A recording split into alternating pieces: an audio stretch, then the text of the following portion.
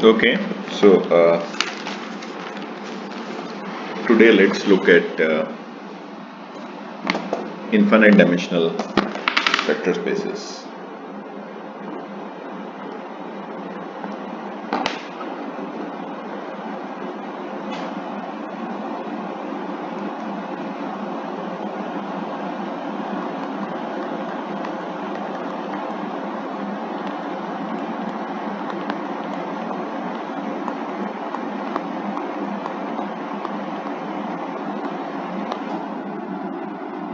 So far we have considered finite dimensional vector spaces.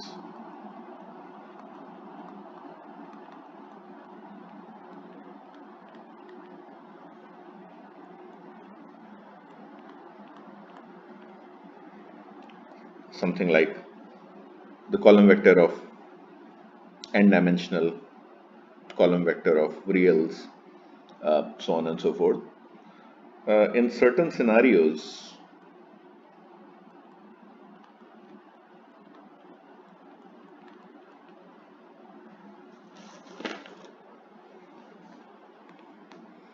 infinite dimensional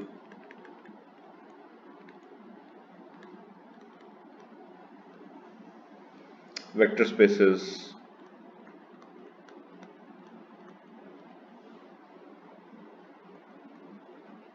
naturally arise. For example, let's say you have an interval 0 and 1 and you are considering set of all continuous functions, uh, interval 0 to 1. Now, first of all, is it an infinite dimensional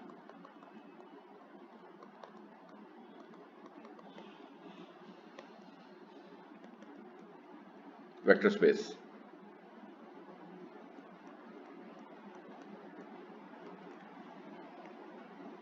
Why do you think it is, if at all? Can you think of a basis?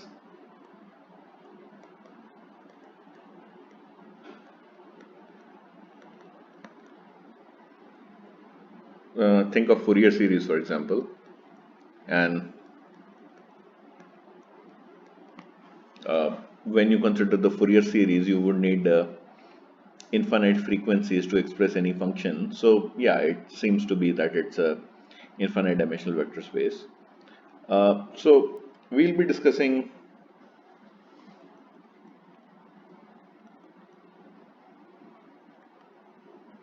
very briefly, I must say, uh, infinite dimensional vector spaces. So as a very simple example, it just seems like a natural extension of Rn to R infinity, and that consists of all the sequences A1, A2, An. Well, these are infinitely many sequences. Uh, what I mean is that these are infinite sequences, not infinitely many. Of course, there are infinitely many sequences also. And there are some interesting subspaces of R infinity which are useful. So let us look at subspaces of R infinity. So first is uh, sequences such that the limit as n goes to infinity exists. Second could be uh, the bounded sequences where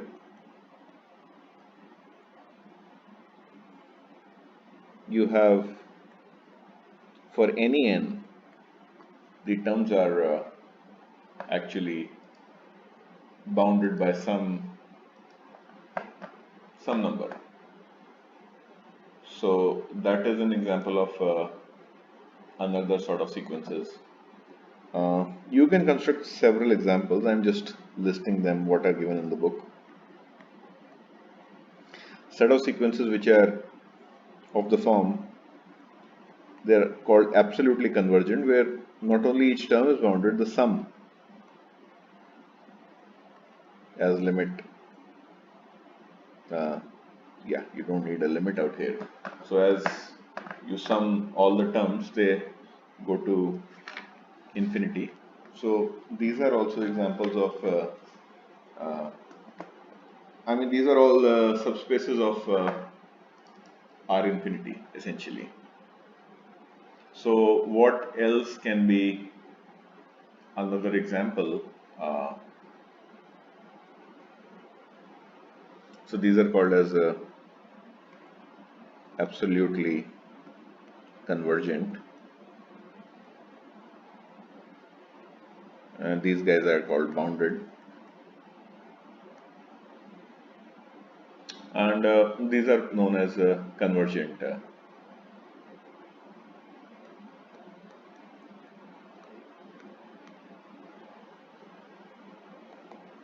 Well, sequences such that the sequence has a finite non-zero elements. So essentially what we mean is that it's called the Z sequence, where it's a subspace such that an equals to 0 for all but finitely many n. So these are the examples, and as you can see, so these are all infinite dimensional in their right. These are all infinite dimensional subspaces of r to the power r infinity. You can see that not all infinite dimensional subspaces are the same. Some of them are subspaces of another infinite dimensional subspace. Then there are, you can have an example like the doubly infinite.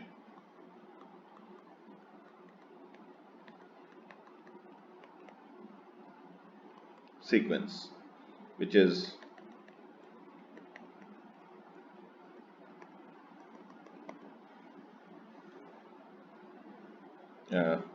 and this can be shown that this is indeed, it's isomorphic to R infinity actually.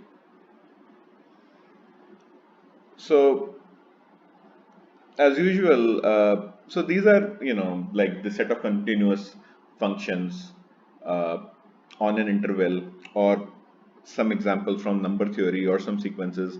Infinite sequences might come to us, like, so for example, the set of polynomials. So they would consider, one can construct a vector space, and this is an infinite dimensional vector space.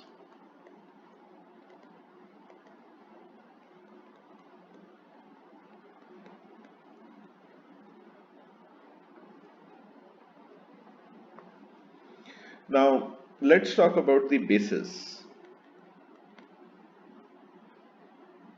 So as you can expect that the bases will contain uh, infinite number of elements.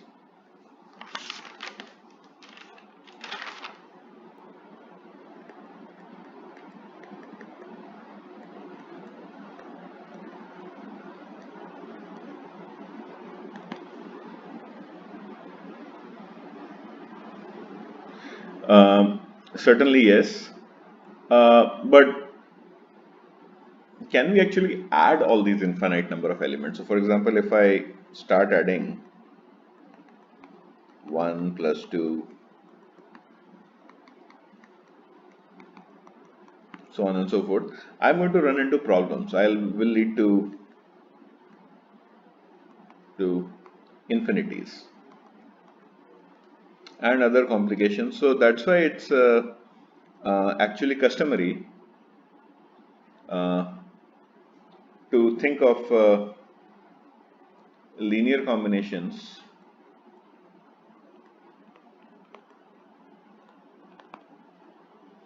of a finite number of them.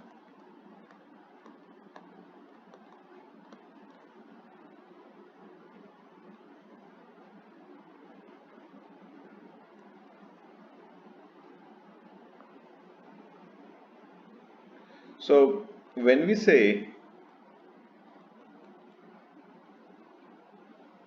a vector space is spanned or generated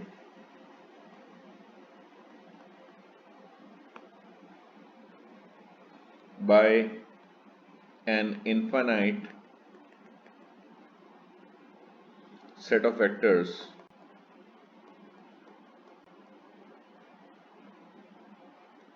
v1, v2, we consider finite combinations of them.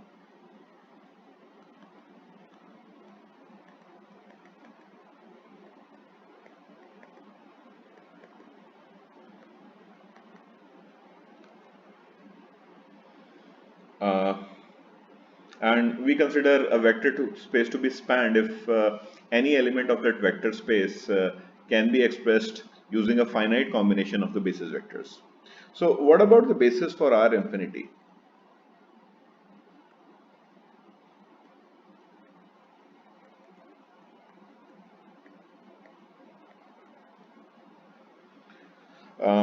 We have naturally, let's try to extend this.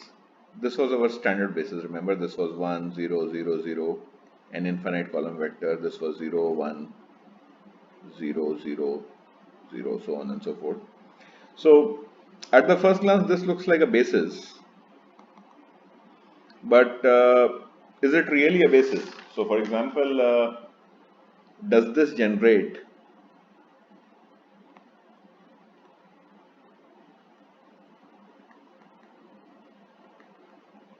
the sequence? Remember, when we say that the vector space should be spanned by a basis, we are not considering infinite combination of those vectors, we are only considering finite set of them. So the finite set of E1, E2 will not generate 1, 1, 1, 1, 1, 1, 1, 1, so on and so forth. So this basis does not, a finite combination of this basis does not give me this sequence. So I cannot say that this actually is a basis for, this is not a basis for R infinity. It might be a basis for some subspace of R infinity, but this is not a basis for R infinity because all elements of R infinity cannot be expressed as a linear combination of a finite number of these guys. So let me call the sequence as some W. And as we did for finite dimensional vector spaces, what we can do is we can try and include, if you can't beat them, join them. That's one of the mottos of life. So let's include W to be one of the elements and construct a new basis. Now, does this new basis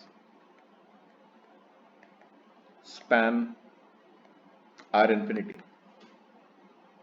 Well, it turns out that if you will consider vector 1, 2, 3, 4, this sequence, this is not generated by a finite combination of elements of, let me call this basis as B prime, of B prime. So you can't win. So it turns out that, okay, now you can include even this guy W1, let me call, into the bases, and now you form another basis which is W1, E1, E2, so on. And you can say, does this span R infinity? And the answer is no. It turns out that we cannot win. So R infinity is spanned by an uncountably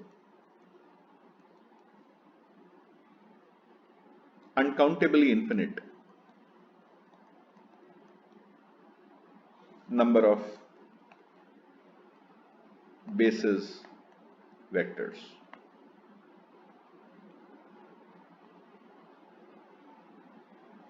So these are a few things. I mean, again, if you need to worry about things like linear independence, so same with linear independence, we can consider the same way we can consider linear independence C1 V1 plus C2 V2 Cn Vn equals to 0. This implies C1 equals to C2 Cn equals to 0. So this is only true when the trivial relation is, this implies the trivial relation, and we consider linear independence for finite set of vectors of an infinite dimensional vector space. Then all our propositions for linear independence align with what we already know. So this is all to keep in mind about infinite dimensional vector spaces.